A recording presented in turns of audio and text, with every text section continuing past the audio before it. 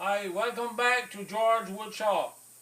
On my first video I explained to you how I made the drum sander, and I told you also that I wanted to put a motor on the conveyor belt instead of turning it by hand, and this is what I came up with. Instead of adding another motor, I used the same motor that I had to turn the drum. I put a double pulley on the bottom here. The one inside turned the drum. The second pulley on the belt turned this 16-inch pulley over here that brings the RPM at about 250 RPM per minute, and back to a 2-inch to the 16-inch over here that make this one turn about 30 RPM per minute, which is exactly the speed that I need for the belt to drive the wood into the drum at the right speed. And I was able to do that without needing any tensioner on the belt. There's enough tension on the belt right now to make it run. And I'll make it run. I'll show you how it works.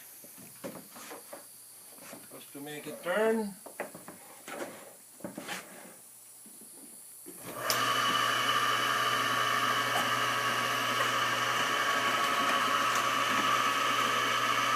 As you can see, the motor runs this one here, and then it goes to that one, and that one is really slow to the speed that I need. And if you look at the conveyor,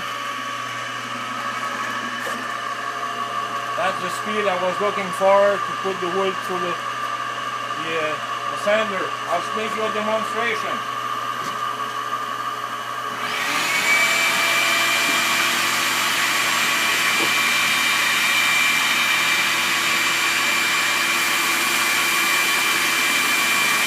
See how it's sand in there?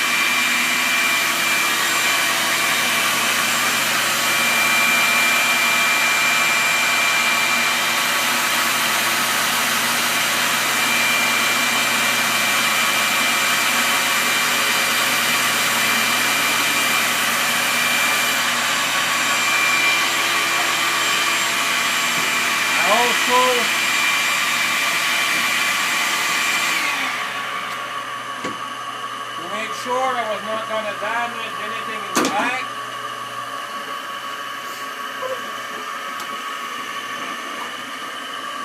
I had this pilot bearing here at the end because the shaft was long where the handle was. I didn't want to put any tension on the shaft, so I had this pilot bearing there. That makes a good job. And in the front,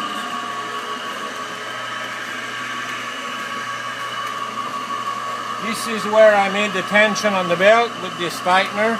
This is on the swivel, so when I push that back, it pulls the tension on the belt, gives me enough tension on both of them so that I have no problem. And the next project is going to be to put a cover in front of that to hide the belt, because it's too dangerous to work around that. So see you next time.